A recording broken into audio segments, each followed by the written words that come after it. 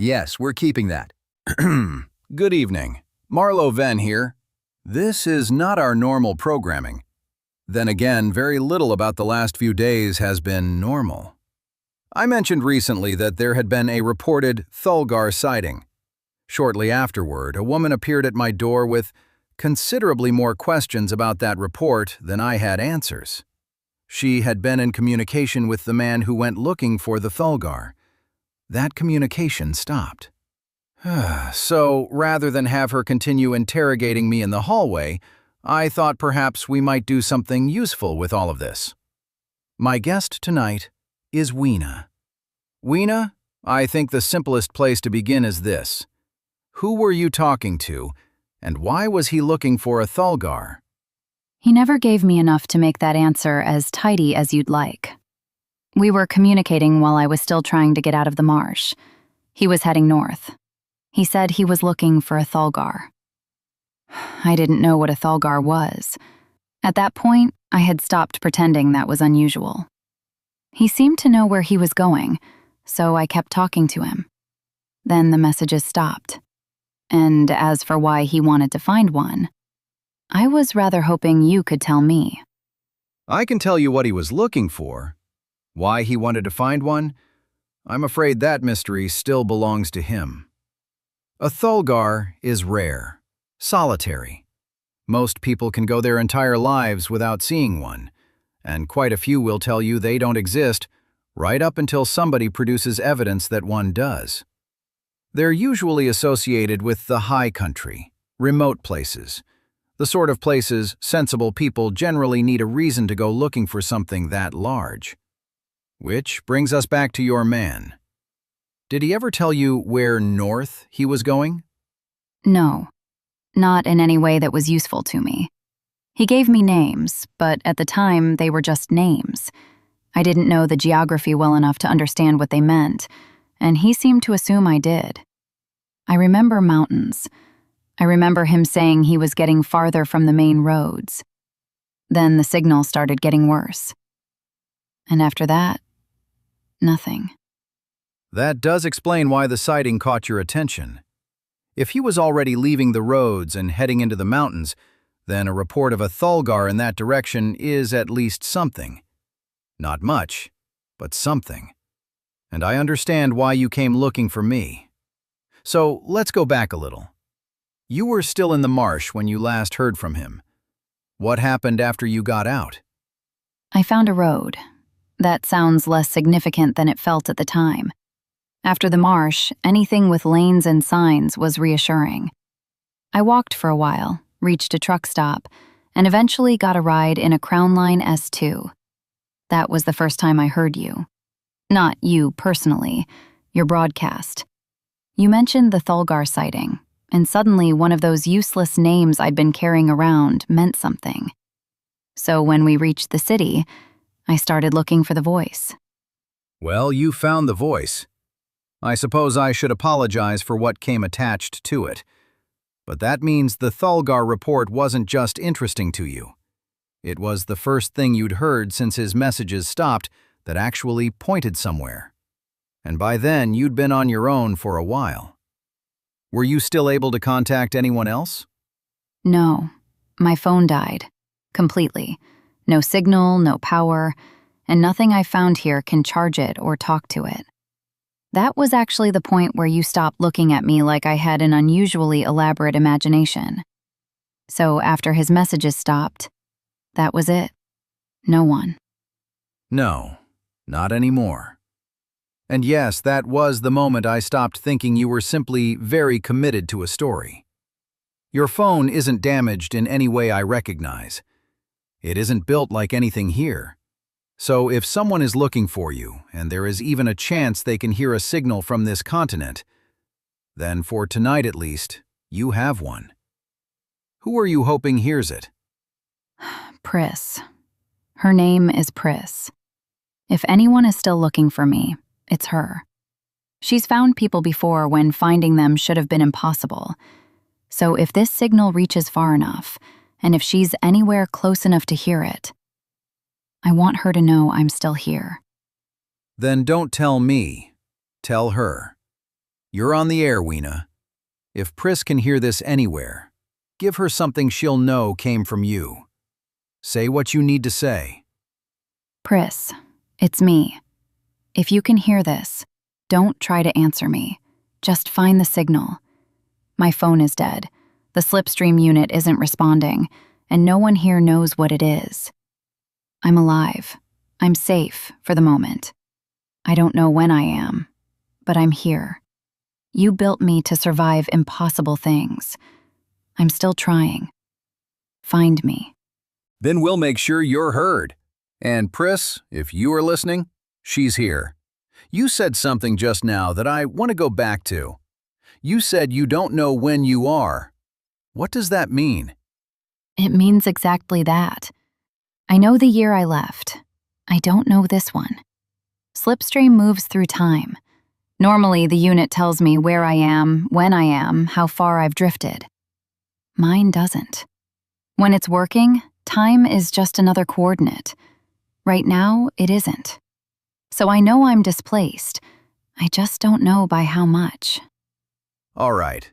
So when you say displaced, you do not mean lost. You mean the machine actually moved you through time and then stopped telling you where it put you. That is an exceptionally inconvenient failure mode. What is the first thing you remember after the slipstream stopped? Mud. That's the first thing I remember clearly. Heat, water, insects, and the slipstream unit being completely silent. I checked myself first, then the unit, then my surroundings. I remember thinking the machine was the problem I needed to solve. Then I saw people. I know now they were Tortles. At the time, I would have described them as very large turtles walking upright and talking to each other. That rearranged my priorities rather quickly. I imagine it would. So your first indication that this was not simply a bad landing was a group of people you had no reason to believe could exist. And you still approached them. Were they the ones who helped you through the marsh? I approached because, impossible or not, they were behaving like people. They had a patrol. They were communicating with each other. They were watching me just as carefully as I was watching them. So I stopped treating the anatomy as the important part. The first contact was awkward. There was a younger Tortle who helped bridge the gap, and once they understood I wasn't armed and wasn't a threat, they let me stay with them. Eventually, yes. They're the reason I made it through the marsh. You stopped asking what they were and started paying attention to what they were doing. That may have saved you a great deal of trouble. What did they make of you? A problem initially. I was alone, soaked, carrying equipment they didn't recognize, and asking questions badly. They were cautious with me, but not cruel. Once they decided I wasn't dangerous, I think I became something between a guest and a responsibility. Which was fair. I had absolutely no idea where I was going. That sounds like a remarkably charitable assessment. So they fed you, gave you somewhere to sleep, and then effectively escorted you through their own territory. What did you learn while you were with them? I learned I had mistaken unfamiliar for primitive. They had patrol routes, hierarchy, supply systems, laws. The alligators weren't just wildlife. They used them as mounts. There was a queen. That one took me a little longer to process. Mostly, I learned that the marsh wasn't some isolated place people were surviving in. It was a civilization. I just didn't know enough yet to recognize one when I saw it. You recognized the structure before you understood the names. That is probably a better way to meet a civilization than the other way around. Though I do want to go back to one detail. They ride alligators? Yes. Saddles, tack, commands, the whole arrangement. The first time I saw one, I assumed it was about to eat somebody. Then it lowered itself so a turtle could climb on. After that, I stopped making predictions about the local wildlife. That seems a sensible policy. Though I suspect the marsh wasn't finished correcting your assumptions yet. Did the trip out stay that peaceful? No. One of the alligators was killed by a poacher. That changed the mood very quickly. By then, I understood enough to know it wasn't just an animal they happened to be riding. It belonged to them. They knew it. They cared about it. Goran dealt with the poacher. Afterward, they offered me his hat. Apparently as a trophy.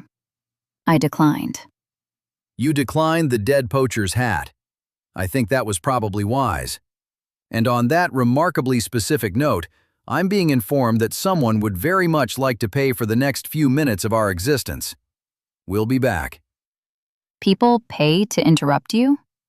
People pay to make sure I come back. Mordrin Security Services provides armed escort, route assessment, convoy protection, and civilian passage through contested territory. If your journey takes you across unstable borders, disputed roads, or regions affected by roaming tribal migrations, Mordrin teams can coordinate safe passage before you ever leave the roadhead. They do not promise that the route will be quiet. They promise that you will not be traveling it alone. Mordrin Security Services. Prepared, disciplined, reliable. And yes, Weena, they paid for that. Weena, I think that is probably where we should leave your story for tonight.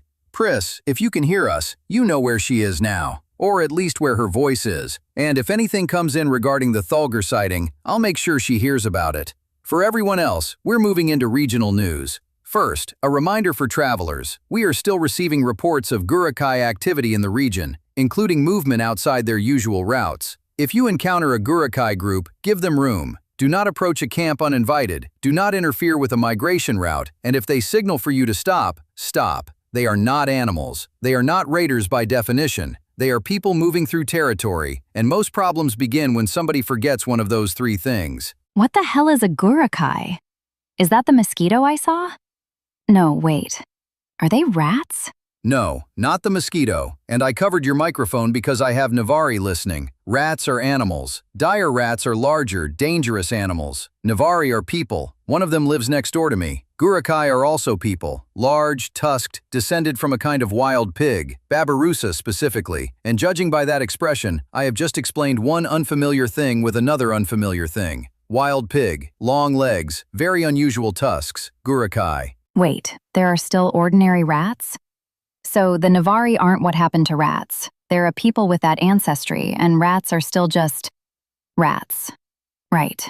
That is actually useful information. I really wish someone had explained that before I started identifying people by whichever animal they most resemble. Exactly. Navari are people. Rats are rats. One did not replace the other. And before you look at me like that, yes, the same rule applies to Galari. There are ordinary chickens. People eat them. I do not. So there are chickens. Actual chickens. And you're telling me people eat them. That doesn't feel strange to you?